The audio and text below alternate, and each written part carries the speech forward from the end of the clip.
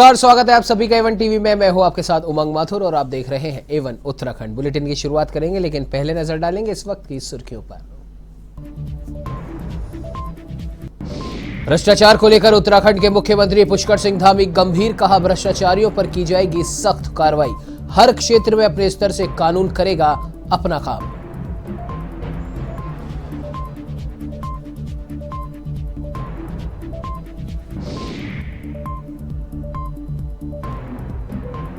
Cabinet मंत्री सौरभ बहुगुणा का मसूरी दौरा, कहा प्रदेश में चीनी मिलों को बनाया जाएगा और भी ज्यादा आधुनिक।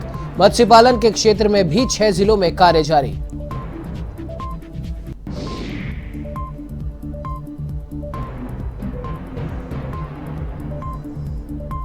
उत्तराखंड में रोहिंग्या की घुसपैठ की आशंका, नैनीताल के एसएसपी बोले पुलिस करेगी क्षेत्र में 100% सत्यापन, क्षेत्रों में रह रहे या घूम रहे संदिग्धों पर भी कड़ी नजर।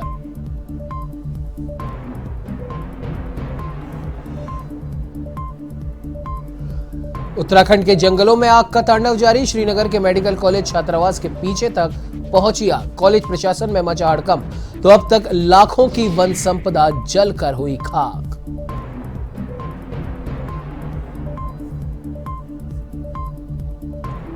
नैनीताल नगरपालिका द्वारा पार्किंगों का ठेका देने का मामला, उत्तराखंड हाईकोर्ट ने लगाई रोक, बिना टेंडर निकाले पुराने ठेकेदारों को ही 20% बढ़ाकर दिए गए थे ठेके।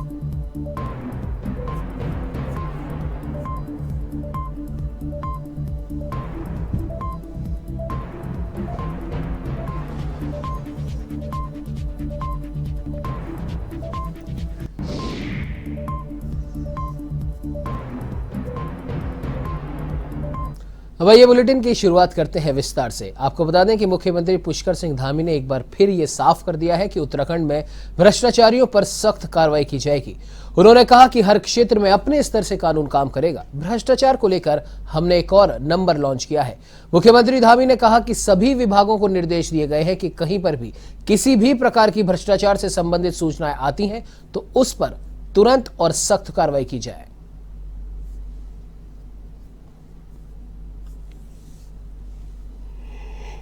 हम लोगों ने तय किया है कि जो कानून है वो अपना काम हर क्षेत्र में अपने तरीके से होगा, तो उस पर कानून अपनी पूरी कार्रवाई करेगा, उस पर किसी की कोई रुकावट नहीं होगी, कानून को पूरा रास्ता मिलेगा। और भ्रष्टाचार को लेकर हमने जो एक ऐप और एक नंबर जो लॉन्च किया है 1064, उसको हम पूरी तरीके से पूरे प्रदेश के अंदर प्रभावी रूप से उसको काम करने के लिए और प्रभावी रूप से वो काम करे, उसके लिए हर उपक्रम कर रहे हैं और सभी विभागों को निर्देश दिए गए हैं कि कहीं पर भी किसी भी प्रकार की भ्रष्टाचार से संबंधित अगर बात आती है तो उस पर सख्त कार्रवाई होगी।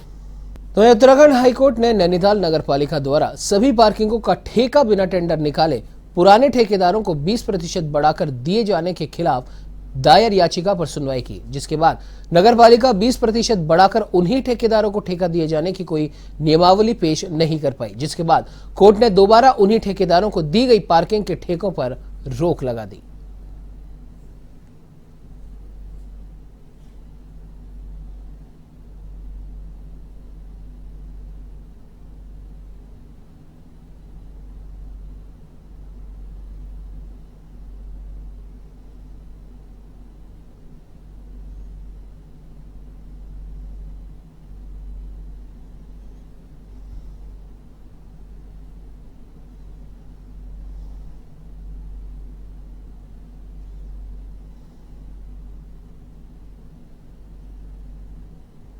ये मैटर था नगरपालिका का। नगरपालिका ने वृद्धि कर दी थी toll plaza, DSA parking, BD Pandey parking, 12 पत्थर पार्किंग, अंडा मार्केट पार्किंग पे 20% वृद्धि के साथ इनको 1 साल का आगे बढ़ा दिया था कॉन्ट्रैक्ट, बिना किसी नियम कानून के। कोर्ट ने इनसे आज बोला था कि आज हमें नियम कानून दिखाए, जिसके अंतर्गत उन्होंने ये 1 साल की वृद्धि में इनको दिया था, और आज कोर्ट में वो नहीं दिखा पाए, नगरपालिका कोई नियम कानून नहीं दिखा पाई, जिसके विरुद्ध उन्होंने आज स्टे कर दिया इस मामले में।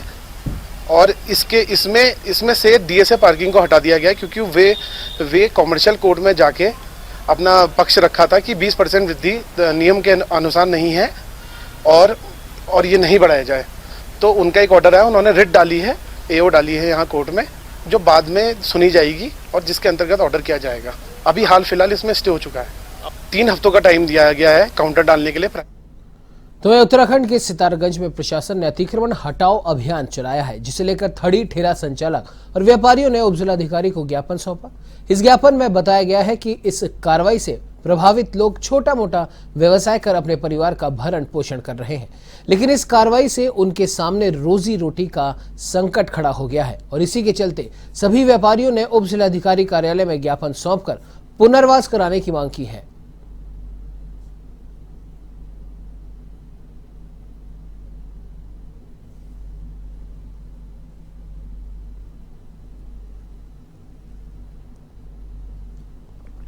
से कोरोना महामारी में छोटा व्यवसायी पिटा, उसके बाद अब ये प्रशासन के द्वारा अतिक्रमण अभियान चलाया जा रहा है।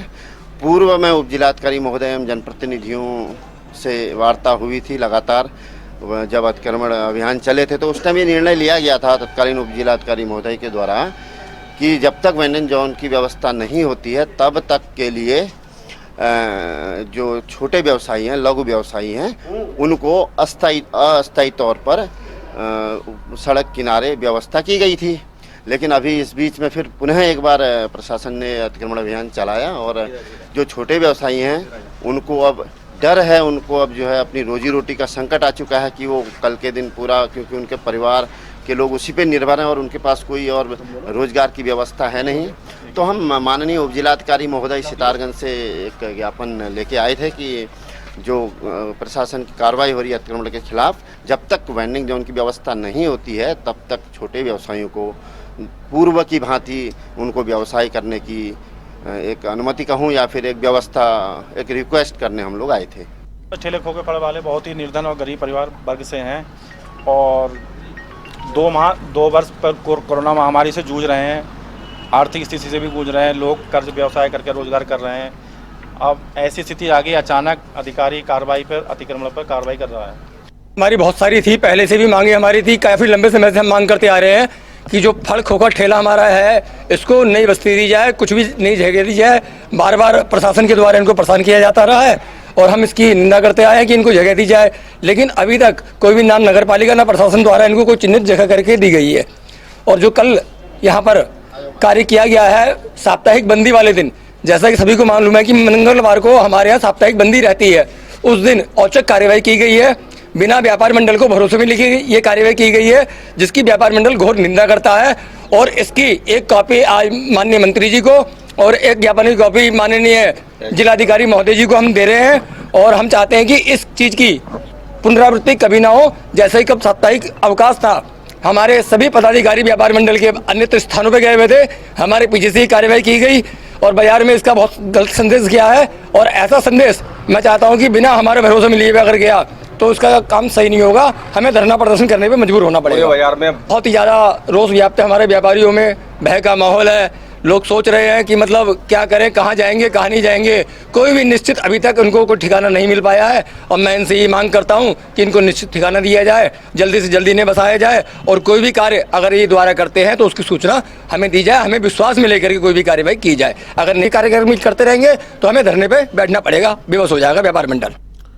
चलिए बढ़ते अगली खबर की ओर। आपको बता दें कि भले ही आपने रोड की खस्ता हालत को लेकर कई परेशानियां होते जरूर सुनी भी होंगी और देखी भी होंगी, लेकिन उधम सिंह नगर में फौजियों का एक गांव ऐसा भी है जहां नार रोड होने से युवाओं के रिश्ते तक नहीं हो पाते और यदि शादी के रिश्ते हो भी जाते हैं तब रोड की खस्ता हालत को देखकर रिश्तों की ये डोर टूट जाती है। आरोप है कि राज्य गठन के बाद 3 गांवों को जोड़ने वाली रोड अभी तक बनी ही नहीं है। साथ में ये भी एक अहम बात है कि सूबे के मुख्यमंत्री पुष्कर सिंह धामी का गृह क्षेत्र है, उसके बाद भी रोड अपनी बदहाली पर आंसू बहा रही है।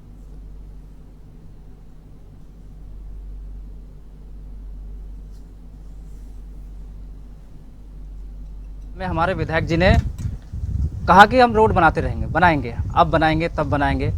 हमने उनकी बात पे विश्वास नहीं किया। हमने कागजी कार्रवाई करी है पूरे साल इससे पहले, ठीक है। हमने प्रधानमंत्री को लिखा, अपने सीएम को लिखा, ठीक है, और हमारे अजय भट्ट जी को भी लिखा है। जवाब उसका आया भी है हमारे पास। अजय भट्ट जी ने पीएम जेएसवाई को लिखा भी है कि इस रोड के निर्माण के लिए तत्काल लिखें। लेकिन उसके बावजूद भी सरकार की शाखाएं जो रोड बनाती है उनके पास इतना टाइम नहीं है कि हमारी इस रोड का मरम्मत तक का काम कर पाए।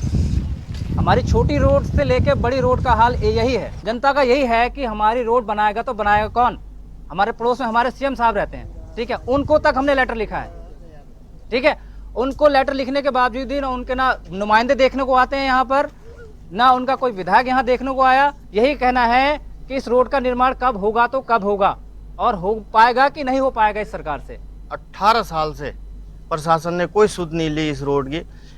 ये है कि अब PMGSY की रोड है, ये PMGSY की, बट तो किसी जनप्रतिनिधि को तो आगे आना पड़ेगा ना, उसको बताना पड़ेगा PMGSY को। तो PMGSY को लिखो तो बोलते हैं कि जनप्रतिनिधि लिख के देंगे तो काम शुरू होगा। अब किसी को बोलो तो बोलते हैं हमारे अंडर आती नहीं है, PMGSY की है। तो कोई ना कोई तो होगा इसका रखवाला। बार बार पंचर हो जाती है और क्या बहुत परेशानी होती है। स्कूल को भी लेट होते होंगे। स्कूल को लेट होते हैं और क्या, जैसे आधा घंटा का रास्ता तो 1 घंटा पहले निकलना पड़ता है। बहुत एक्सीडेंट भी होते हैं यहाँ। और क्या दिक्कतें आती हैं? बहुत साइकिल खराब हो जाती है, कई बार चोट भी लग जाती है। हाँ। गाँव में करीबन 120 घर हैं, उसमें से 100 घर फौजियों के हैं इसके अंदर। फिर भी उसके बावजूद भी यहाँ की रोड की अगर हम स्थिति देखें तो बहुत ही दयनीय है। एक 1.5 फीट की इस रोड में गड्ढे हो चुके हैं, इसमें चलना। तो वहीं नैनीताल में एसएसपी पंकज भट्ट ने रोहिंग्या मुसलमानों की घुसपैठ की आशंका को लेकर कहा कि इस पर 100% सत्यापन की कार्रवाई की जाएगी। सीओ सिटी के नेतृत्व में टीमें गठित कर संभावित क्षेत्रों में LIU और पुलिस की साझा टीमों के माध्यम से गहन सत्यापन अभियान चलाया जाएगा। रोहिंग्या घुसपैठ को लेकर पुलिस 24 घंटे मुस्तैद है और हर ऐसे क्षेत्र में प्रत्येक व्यक्ति, प्रत्येक परिवार के सत्यापन की कार्रवाई की जाएगी। क्षेत्रों में रह रहे या फिर घूम रहे संदिग्धों पर भी कड़ी नजर है। ये कोई टाइम बाउंड प्लान नहीं है, इसमें लार्ज स्केल पे होना है। इसमें सारे सर्किल ऑफिसर्स को प्रभारी बनाया गया है, वो अपने अपने सर्किल में अपने थानों की फोर्स के साथ LIU को सम्मिलित करते हुए ये सत्यापन करेंगे। क्योंकि ये पहले भी कई बार ये मामला संज्ञान में आया है और हाल फिलहाल में भी ये चीज़ें कई लोगों द्वारा बताई गई हैं। इसलिए ये वेरिफिकेशन मस्ट है कि 100% ये वेरिफिकेशन कराया जाए। इन सूचनाओं की पुष्टि आवश्यक है। आपको बता दें कि आजादी के अमृत महोत्सव के तहत पौड़ी में स्वास्थ्य मेले का आयोजन किया गया, जिसका शुभारंभ पौड़ी विधायक राजकुमार ने किया। आपको बताएं कि विधायक ने स्वास्थ्य विभाग की सभी स्टॉलों का निरीक्षण किया और साथ ही साथ विधायक ने स्वास्थ्य विभाग की फिटनेस गाइड पुस्तक का भी विमोचन किया। कार्यक्रम को संबोधित करते हुए विधायक राजकुमार पौरी ने कहा कि केंद्र सरकार की ओर से आजादी की 75वीं वर्षगांठ पर अमृत महोत्सव के तहत सभी ब्लॉकों में स्वास्थ्य मेलों का आयोजन किया जा रहा है, जिसमें लोगों को निःशुल्क स्वास्थ्य सुविधाओं का लाभ भी दिया जा रहा है।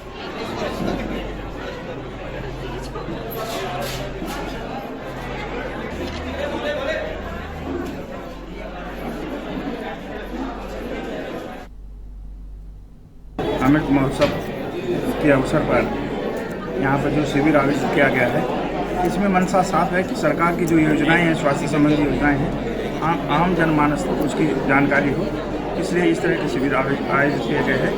और जिले में CMO साहब के माध्यम से तीनों ब्लॉकों में, सभी ब्लॉकों में जो है इस तरह के आयोजन किए जा रहे हैं। आज मुझे इसके बाद बेली चौरी कोट ब्लॉक में और घंजाल में जाना है, अस्पताल ब्लॉक में, जो मेरे विधानसभा के अंतर्गत है। हमारा जो देश है आज़ादी का ये 75 साल मना रहे हैं हम लोग, तो इसी उपलक्ष्य में इसको हमने जो है आज़ादी का अमृत महोत्सव नाम दिया है। और इसी के उपलक्ष्य में स्वास्थ्य मेले आयोजित किए जा रहे हैं, जो पूरे जो है जितने भी विकास खंड हैं हमारे 15 के 15 ब्लॉक में 18 से 22 तारीख के मध्य जो है संचालित किए जा रहे हैं। और जितनी भी हमारी स्वास्थ्य विभाग की योजनाएँ हैं, क्योंकि कोई भी योजना का फलीभूत हो पाती है यदि जो इसके जितने स्टेक होल्डर्स, जो सुविधा लेने वाले लोग हैं, यदि उनको जानकारी होगी तभी वो सुविधा प्राप्त कर पाएंगे। तो उन समस्त योजनाओं की जानकारी जो है जितने क्षेत्रवासी हैं सबको मिल सके, इसी उद्देश्य के।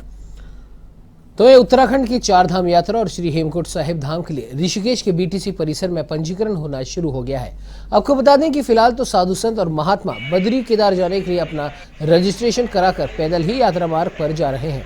और इसी के साथ 4 धाम यात्रा से संबंधित किसी भी जानकारी के लिए पर्यटन विभाग की ओर से टोल फ्री नंबर 1364 भी जारी किया गया है।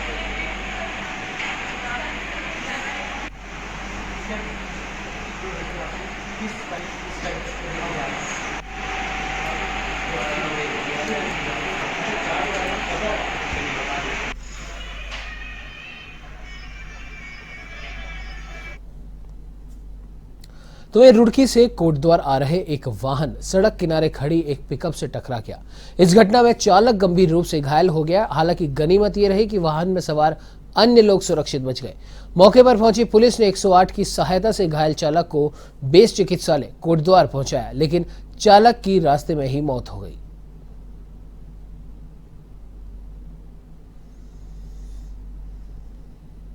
जो प्राइवेट टैक्सीज चलते हैं ये उसमें हुआ है और एक उस टैक्सी में अप्रॉक्सीमेटली 9 पीपल वर देयर, जिसमें कि जो ड्राइवर है हमारे पास जब तक उन्हें लाया गया है तो वो डेड थे। उसमें एक पैसेंजर थे, उनको हल्की चोट वोट के ऊपर आई हुई है। बाकी के जो 7 लोग हैं वो बिल्कुल ठीक है। जो घटनास्थल है वो लोग वहीं पर हैं। 9 लोग। कहाँ के निवासी हैं?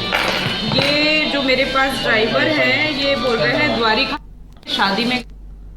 खबर अल्मोड़ा के सल्ट से है, जहां राजकीय इंटर कॉलेज झड़गांव में प्रवेशोत्सव बड़ी ही धूमधाम से मनाया गया। इस दौरान शिक्षकों ने नए सत्र में प्रवेश लेने वाले छात्र छात्राओं के अभिभावकों का स्वागत किया। तो वहीं स्टूडेंट्स ने सरस्वती वंदना कर स्वागत गीत भी गाए। विद्यालय में सरकार द्वारा चलाई जा रही योजनाओं की अभिभावकों और बच्चों को जानकारी दी गई।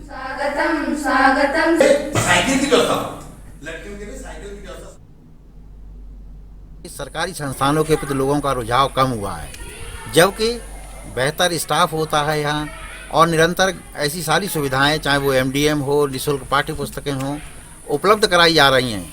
लेकिन ये प्रोग्राम जनता की नॉलेज में पूरी तरह से पहुँचे ताकि लोग ठीक से आकृष्ट हो सकें। इसके लिए ये प्रोग्राम मेरी समझ से बहुत ज़्यादा उपयोगी होगा, क्योंकि अभिभावकों को भी बुलाया गया है और उनके बीच ये संदेश भी प्रसारित करने के निर्देश हैं ताकि सरकारी विद्यालयों में निरंतर छात्र आकृष्ट होते रहें और सरकारी योजनाओं का पूरा लाभ उठा सकें। मैं समझता हूं कि निश्चित रूप से ये कार्यक्रम बहुत ज़्यादा उपयोगी साबित होगा। इस बुलेटिन में फिलहाल इतना ही। देश प्रदेश की तमाम खबरों को देखने के लिए आप बने रहिए हमारे साथ और देखते रहिए A1 TV। नमस्कार।